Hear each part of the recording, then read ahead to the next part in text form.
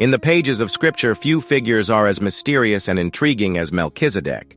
Mentioned only briefly in Genesis, Psalms, and Hebrews, this enigmatic priest-king has captivated theologians, scholars, and believers for centuries. Who was he? Was he simply a historical priest, or was there something more divine about him? Could he have been a pre-incarnate appearance of Jesus Christ? To understand Melchizedek's significance, we must explore his identity, his role in biblical history, and his profound theological implications. The first time Melchizedek appears in the Bible is in Genesis 14. Abraham, then called Abram, had just returned from a battle where he rescued his nephew Lot, who had been captured by a coalition of kings. As Abraham returned victorious, he encountered an unusual figure, Melchizedek, the king of Salem and a priest of God Most High. Without any introduction or background, Melchizedek enters the biblical narrative, blesses Abraham, and offers him bread and wine.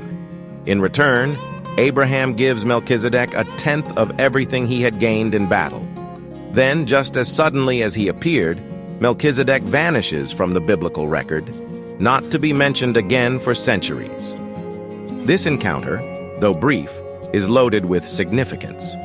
First, Melchizedek is called both a king and a priest, an extremely rare combination in biblical times. In Israel, the offices of priest and king were separate. The Levitical priesthood, established under Moses, came exclusively from the tribe of Levi, while kingship belonged to the tribe of Judah. The fact that Melchizedek held both roles sets him apart as a unique figure. His title, King of Salem, is also significant. The name Salem means peace, and many scholars believe it refers to the city that would later be called Jerusalem. If this is the case, Melchizedek was a king over what would become the spiritual center of Israel and the future site of the temple. The second major reference to Melchizedek comes in Psalm 110, a messianic psalm written by King David. In this psalm, David records a prophecy about the coming Messiah, saying, "The Lord has sworn and will not change his mind. You are a priest forever, in the order of Melchizedek." This verse is significant because it links Melchizedek's priesthood to the Messiah, suggesting that the Messiah's priesthood would be eternal and not based on the Levitical system. For centuries, Jewish scholars struggled to understand what this meant. If the Messiah was to be a king from David's line, how could he also be a priest? The answer would come in the New Testament, in the book of Hebrews. The most detailed discussion of Melchizedek is found in Hebrews chapters 5 through 7.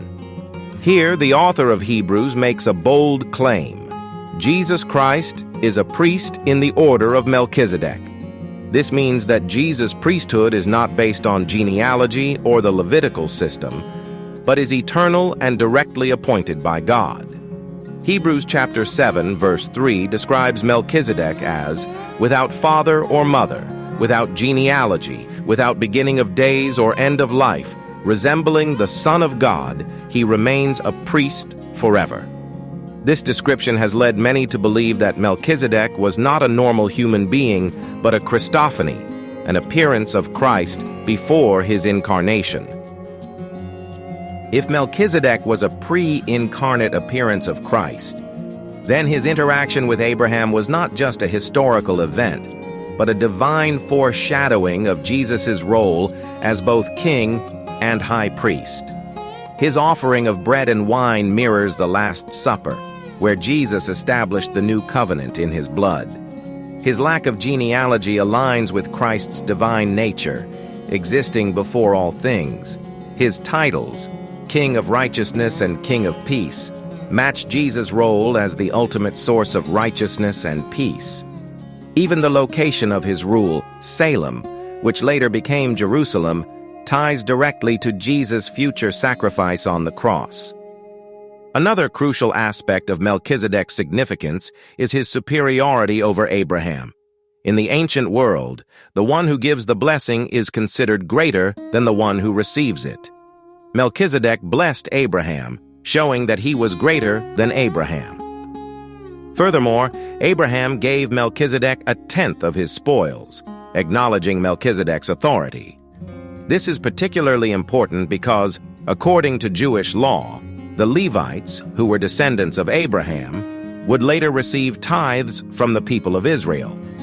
But here, Abraham himself is giving a tithe to someone greater, symbolizing that Melchizedek's priesthood is superior to the Levitical priesthood.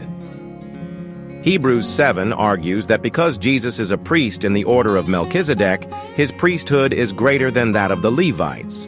The Levitical priests had to offer sacrifices repeatedly because their sacrifices could never fully remove sin.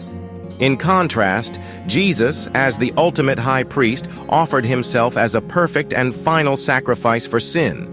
Because his priesthood is based on an eternal order, it does not end with death. Unlike the Levitical priests, who died and were replaced, Jesus lives forever, continually interceding for those who trust in him. So, who was Melchizedek? Some believe he was a historical figure, a Canaanite priest-king who worshipped the true God. Others argue that he was an angelic being or a divine manifestation of Christ before his incarnation. While Scripture does not provide a definitive answer, what is clear is that Melchizedek's role pointed to something far greater. His priesthood foreshadowed the eternal priesthood of Jesus Christ, showing that salvation would not come through the law but through a better covenant, one established by Christ himself. The mystery of Melchizedek challenges us to look deeper into God's plan for salvation. It reminds us that God was revealing his redemptive work long before Jesus walked the earth. Whether Melchizedek was a historical figure or a Christophany, his role in Scripture serves as a powerful reminder that Jesus Christ is our eternal high priest and king, offering us righteousness and peace through his perfect sacrifice. What do you think? Could Melchizedek be Christ appearing in the Old Testament? Or was he simply a divinely appointed priest? Let me know your thoughts.